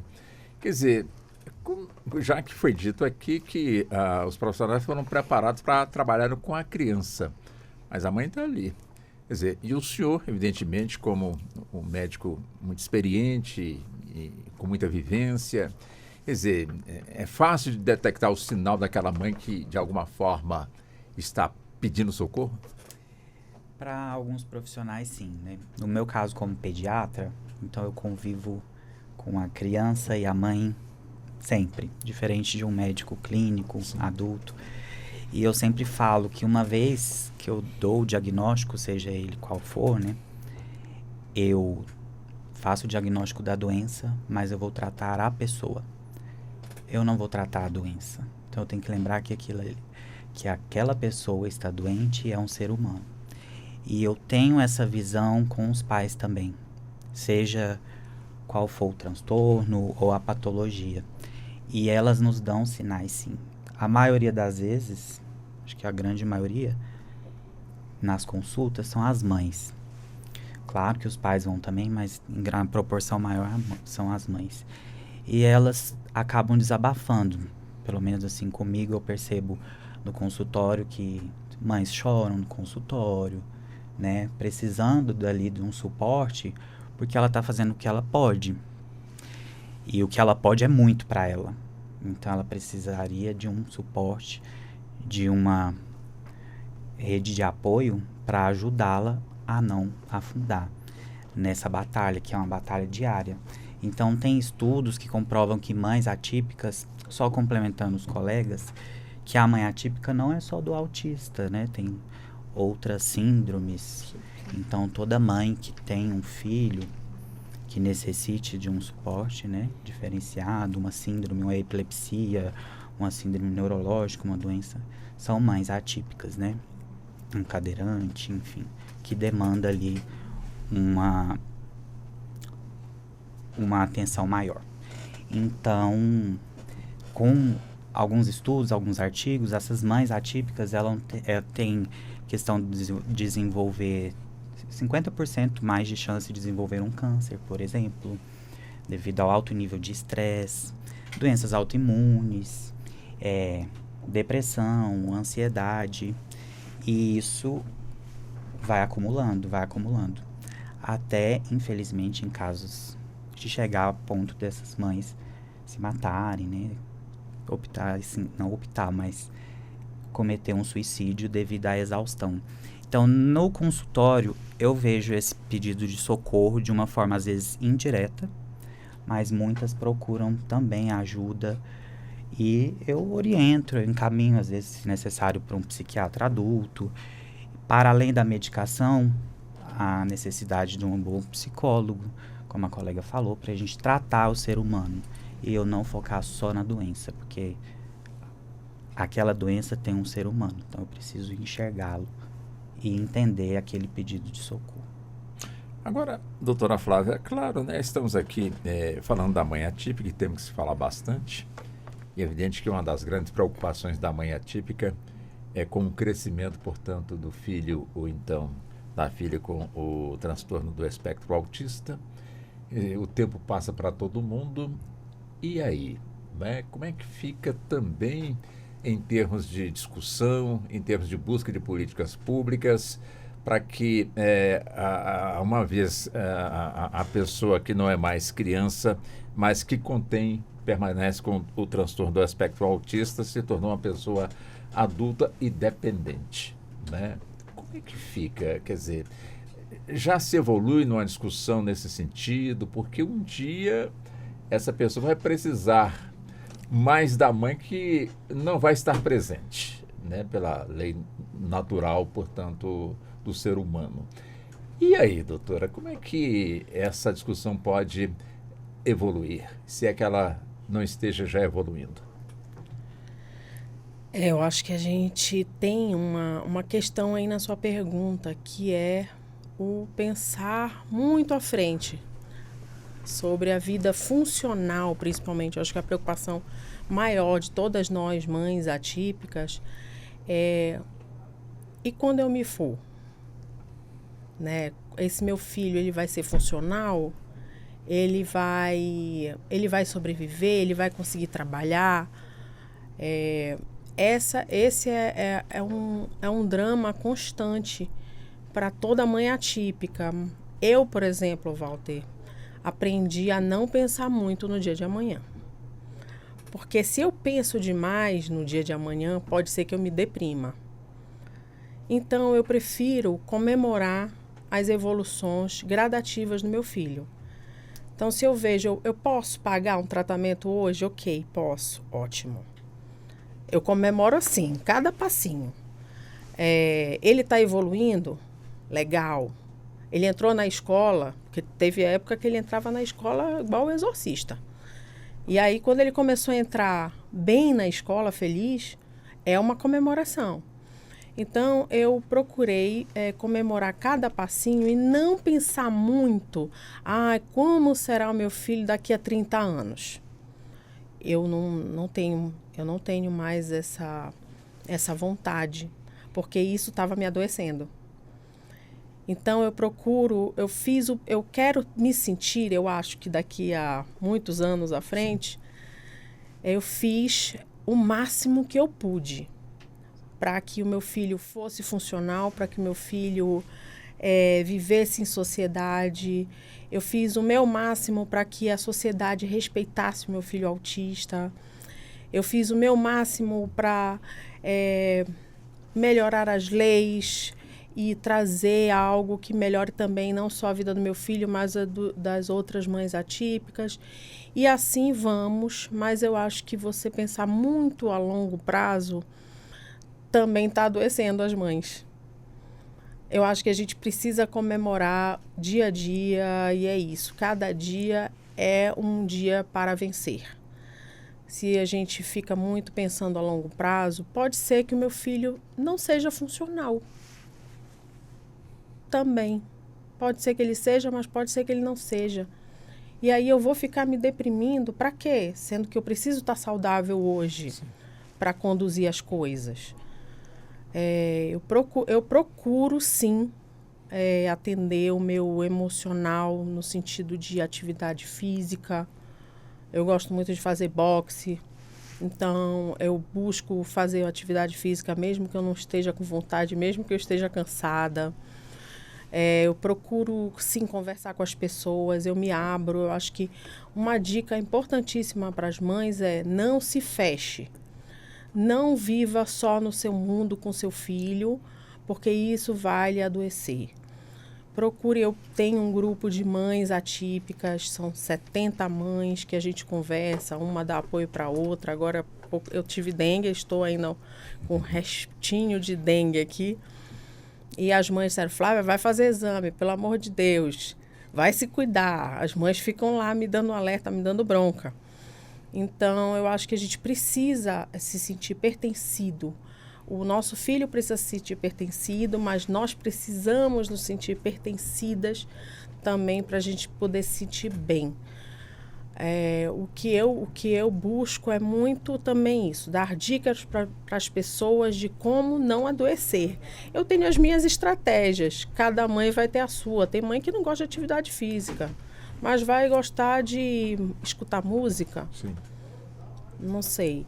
Então, eu acho que a gente precisa achar alternativas para além do Estado, né, para além das leis, mas que fazendo com que a sociedade traga esse pertencimento para essas mulheres. É uma pequena estratégia. E para a senhora, doutora Jéssica, nesse mesmo contexto? Tudo que envolve saúde mental me dá um olhar, assim, mais intenso, né? Diferente da Flávia, eu não tinha esse pensamento de eu preciso pensar só no agora e isso me ajudar. Talvez isso tenha influenciado muito no meu, vamos dizer assim, adoecimento mental. Porque eu sempre pensava muito no hoje e no amanhã, e no depois de amanhã e no outro depois. Então, assim, além do sofrimento de agora, você pensa no sofrimento de amanhã e de depois. Então, acaba que isso sobrecarrega ainda mais. E essa dica da Flávia é valiosíssima, assim. E ela tem essa estrutura mesmo de querer levantar outras mães, assim. É muito dela. Ela vê a mãe muito triste, você tem que fazer tal coisa. Vai fazer um exercício. Vamos, gente, vamos sair, vamos. Então, assim, ela pega essa experiência dela e ela coloca isso para outras mães, né? Eu ficava olhando e falando assim, gente, a Flávia consegue fazer tudo isso muito animada sempre. Daí, depois eu descobri que aí, ó, tá vendo? Ela pensa no hoje, ela não pensa no amanhã. Isso ajuda bastante. É um conselho valioso para as mães que estão ouvindo a gente. tentar pensar só no hoje e nas evoluções de hoje, nas conquistas de hoje, porque cada dia é um dia e basta o mal de cada dia, a gente não precisa ficar sofrendo antecipadamente, né? É isso. Deixa eu ouvir a senhora também, doutora Maria Luísa. Eu acho que é uma dica importante, né? Essa questão do não sofrer antecipadamente. Até porque a gente sabe que dentro do espectro, né, o indivíduo ele vai caminhando, ele dá alguns passos para frente, às vezes ele dá outros para trás, a gente tem avanços, a gente tem retrocessos ao longo do caminho, né? Mas para além do âmbito individual e pessoal de cada mãe, eu acho que seria importante, né, como sociedade, a gente pensar em que suporte poderia ser dado para essas pessoas que chegam à fase adulta e precisam, né, ainda de um apoio, de um suporte porque não conseguem trabalhar, né, ou não podem ficar sozinhas. Essa mãe, né, que chegou a esse limite de matar o filho e se suicidar, né, se ela tivesse um suporte desse, poderia ter sido diferente, né, porque já era um adulto e provavelmente ela pensou, eu não estou dando conta. Mas se eu parar agora para me cuidar e descansar, quem é que vai cuidar? Quem é que vai ficar? Né? Quem é que olha? Quem é que acompanha onde precisa acompanhar? Né? Então, a rede de apoio, a gente tem uma noção de rede de apoio, às vezes, né, que é restrita ao ambiente familiar. É como, eu tenho meu marido, eu tenho a minha mãe, meus irmãos. E não precisa ser assim. A gente vive em sociedade, né? Então, se a sociedade ela se mobilizar para isso, as redes de apoio podem ser ampliadas, né? A gente passar por uma dificuldade e ter um grupo onde a gente possa falar, olha, isso aqui tá difícil para mim, será que alguém pode me ajudar? Né? Eu tô doente, não tenho, né? Não tenho com quem deixar, não tenho quem leve para o médico para mim, não tenho quem leve para terapia para mim. A gente está no mundo que está ensinando a gente ainda muito a olhar para dentro, né? E não para fora. Se a gente olhar para fora, a gente vê que a gente pode arrumar suporte do lado, né? Na pessoa do lado. Ela pode ser um suporte para a gente, mesmo que não seja a nossa família. Mas isso é um exercício, né? E é um exercício que a gente precisa ir começando a fazer para que isso se amplie. Porque, realmente, essas pessoas vão virar adultas, né? E os pais provavelmente vão antes, né? Pela lei natural da vida, os pais provavelmente vão antes. E essas pessoas vão precisar de suporte, né? Elas vão precisar de um local onde elas possam ficar, onde elas tenham um suporte adequado, né? Porque, sim, a gente tem, né, casas de apoio, tem tudo isso, mas que ainda tem um ambiente muito precário, onde essas pessoas, às vezes, só são deixadas lá, mas não tem, né, não tem um ambiente de socialização, não tem uma atividade para fazer, não tem uma vida em volta. Então, tudo isso precisa ser avaliado, né, e estudado para que a gente melhore as coisas para o futuro, né, para que a gente deixe um futuro melhor para as pessoas que vão precisar disso mais para frente. A situação não é fácil, né, doutor Fernando? Quanto mais a gente vai aprofundando, mais a gente vê, percebe a necessidade, não é, de ter toda uma política pública voltada para a questão, porque, infelizmente, ainda na nossa sociedade tem aquela velha história, não é comigo, então não vou me preocupar. Exato. Deixa para lá. Graças a Deus, na minha família não nasceu ninguém sem algum tipo de problema. A gente não escuta muito isso. E não tem aquela... Né, claro que não vamos aqui generalizar, temos pessoas aí belíssimas que partem também para o voluntariado, para ajuda. Temos realmente, mas falta muita gente ainda.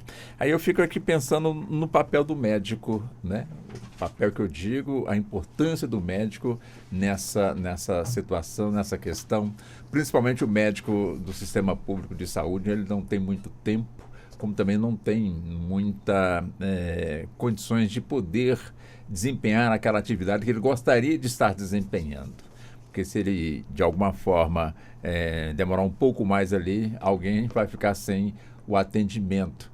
Ou se ele não demorar, praticamente alguma coisa também vai acontecer.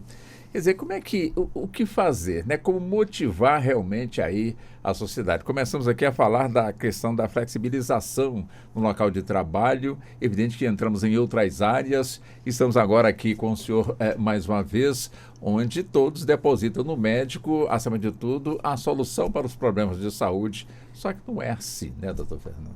Não, infelizmente, não mesmo. E aqui no DF tem um problema muito sério na saúde pública, né? E realmente chega uma hora que a gente não tem pra onde ir, não tem como... Não tem o que fazer. Tem um limite, né? O médico chega e aí não depende mais do médico, né? Na maioria das vezes a gente faz o máximo que pode.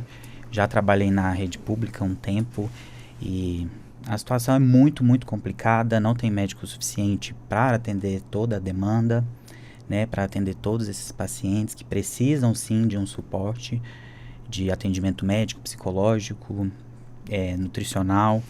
E seria muito bom se mudássemos essa realidade, porque depositar a esperança só no médico, eu digo que é a esperança que as pessoas têm, mas infelizmente a minha realidade, a que eu vivo, a gente não consegue só pelo fato de ser médico. A gente não trabalha sozinho, né? Envolve toda uma equipe, não só profissional, mas questão material também, de ambiente e tudo mais. Doutora Flávia, é evidente que a nossa OAB sempre na vanguarda, não é? Através das suas comissões. A senhora preside esta comissão da defesa dos autistas, com a doutora Jéssica na vice-presidência, evidentemente chamando ali para o debate, abraçando realmente aí, portanto, aí a causa.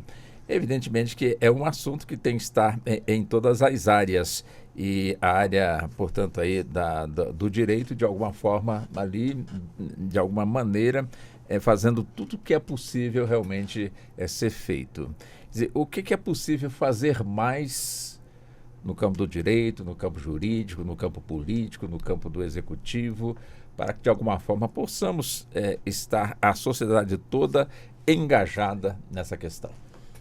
A comissão, desde que eu presido, né, esse ano, comecei a trabalhar nessa comissão, eu percebi que a carência é enorme em todas as áreas. Então, nós achávamos que nós iríamos, talvez, preparar um projeto de lei.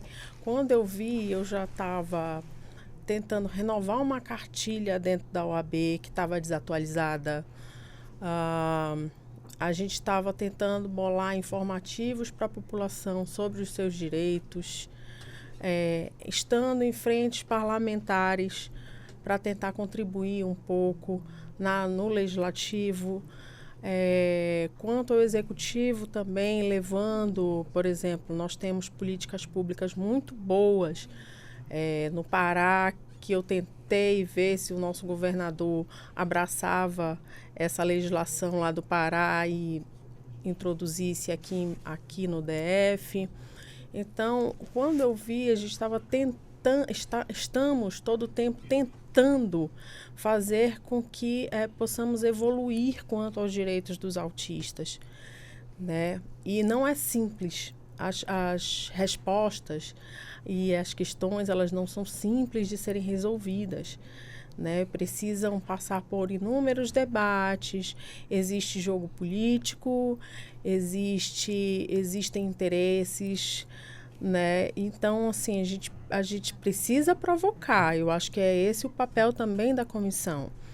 Mas sim, nós estamos junto ao legislativo em alguns momentos, nós estamos junto ao executivo em alguns momentos, nós estamos também, se necessário, indo ao judiciário, ou seja, essa questão pode ser até uma ACP, uma ação civil pública, essa questão de ter que, né, autistas nível 1, 2 e 3 estarem incluídos nas vagas PCD, né? É uma questão também que pode vir a surgir uma ação civil pública dentro da OAB. Então, existe sim. A ordem ela é muito importante também no sentido de exigir que órgãos que não estão agindo comecem a agir, provocando esses órgãos, né? Por que a polícia não fez? Por que o Ministério Público não fez? A ordem ela também tem esse poder de instigar e motivar esses órgãos para que eles façam também. Então, é amplo e assim a vontade da comissão é grande. No entanto, a gente sabe que uma andorinha só não faz verão. Nós precisamos da mobilização. Em muitos momentos eu vejo que a mobilização da sociedade também é muito importante quanto a isso. Quando você vê, a gente fez um evento do Eixão Atípico e você vê um número grande de pessoas dispostas, de empresas privadas dispostas a contribuir, a fazer com que todos olhem para aquela situação, aquilo também é muito importante, né? Porque são eleitores, afinal, autista vota também, né? E a gente precisa ver o poder disso. Se a cada 30 nascidos um é autista, se você pensar hoje, é muita gente que vota. Então, hoje, o autista está elegendo deputado, ele está colocando governador no pode poder. Ser eleito também, né? Pode ser eleito também. Sim. Então, esse olhar também é importante em toda essa movimentação que é feita. Né? Eu espero que cada vez mais com essas mobilizações, com essas conversas, com as informações, a gente evolua assim para que melhore a vida de todas essas pessoas. Com certeza. Bom, batendo aqui o olho no relógio, vejo que o relógio não para, né? Quer dizer, não parou, prosseguiu aí sempre trabalhando. Então, me traz, portanto, a decisão de caminhar já para o encerramento, doutora Jéssica. 2 minutos, por favor, para as considerações finais. E eu começo com a senhora. Nesses 2 minutos, a senhora fique à vontade para expressar tudo aquilo que a senhora desejar. Primeiro, agradecer por estarmos aqui e por esse tema tão importante que não é falado, né? Eu chamaria de invisibilidade da maternidade atípica e desse adoecimento, e isso inclui a flexibilização do trabalho e tantas outras coisas, engloba muita coisa. E estar aqui falando disso e podendo contribuir para que esse assunto desperte nos ouvintes já é uma coisa muito boa. Então, eu agradeço. A nossa comissão está disponível. A nossa comissão ela não é formada só por advogados. Sim. Nós temos pessoas de todas as áreas, multidisciplinares, todo tipo da área da saúde, assistência social, psicologia, justamente para a gente conseguir pensar em conjunto e de maneira multiprofissional em como podemos conseguir, como podemos crescer, em como podemos, né, de fato, ajudar. Muito obrigada. Agora com a senhora, doutora Maria Luísa, os 2 minutos também para as considerações finais, por favor.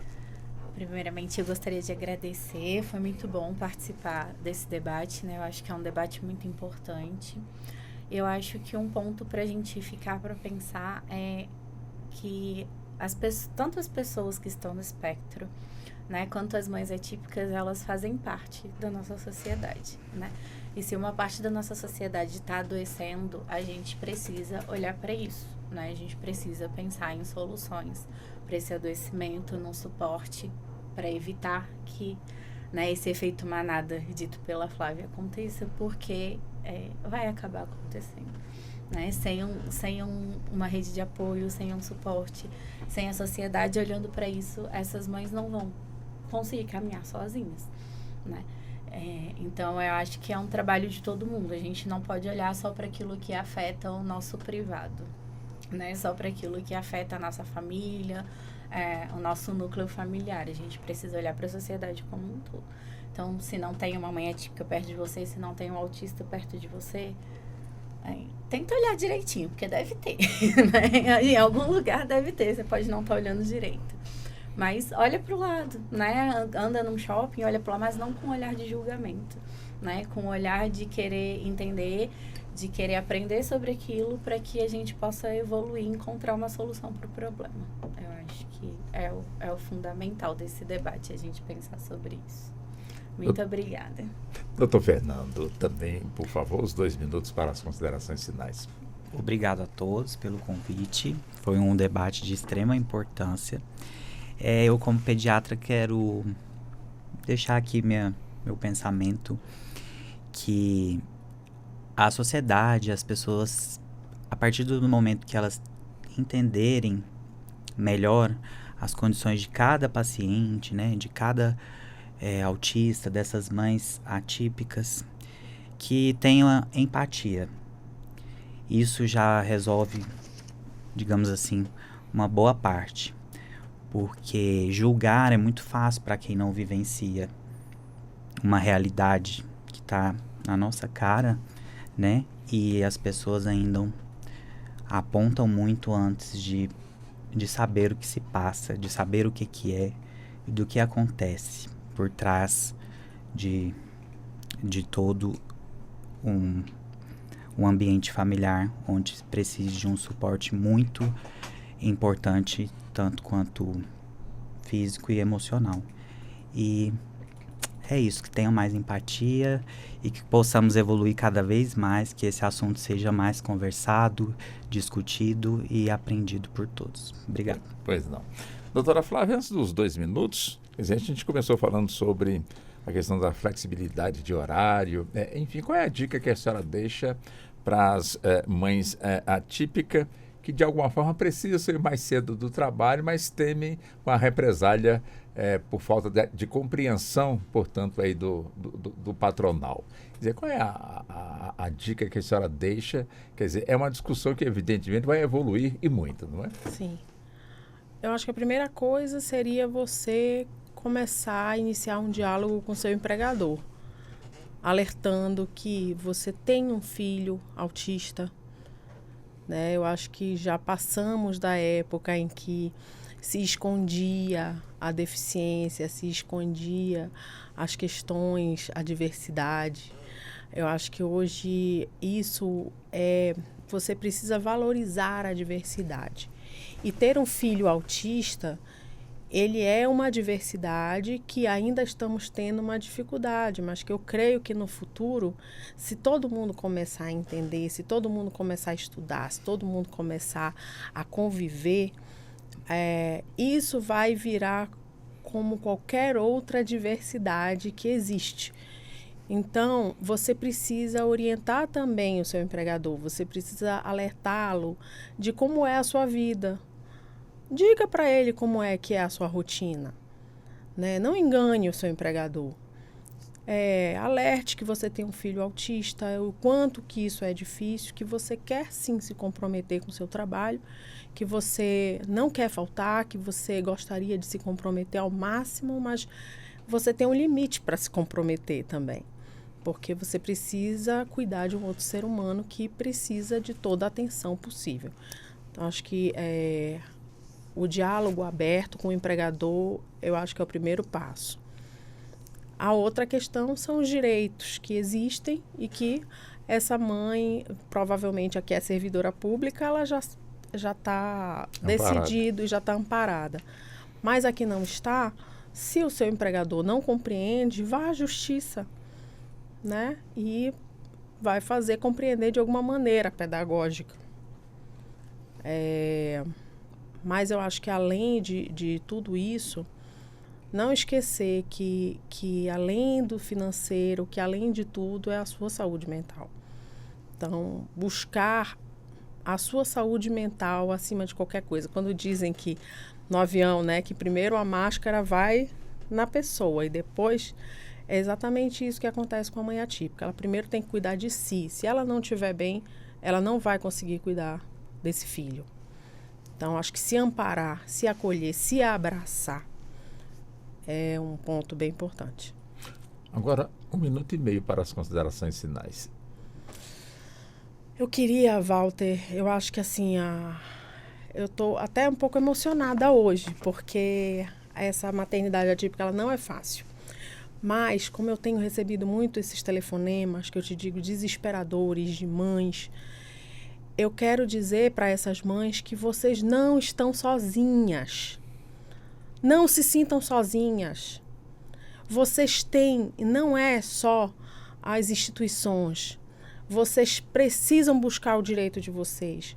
Vocês precisam cuidar da saúde mental de vocês. Vocês precisam fazer com que a família entenda que a família precisa apoiar vocês. E aqui, família, que eu digo, é todo mundo, Walter. Quero mandar um beijo para minha mãe, meu pai, que meu pai é teu fã.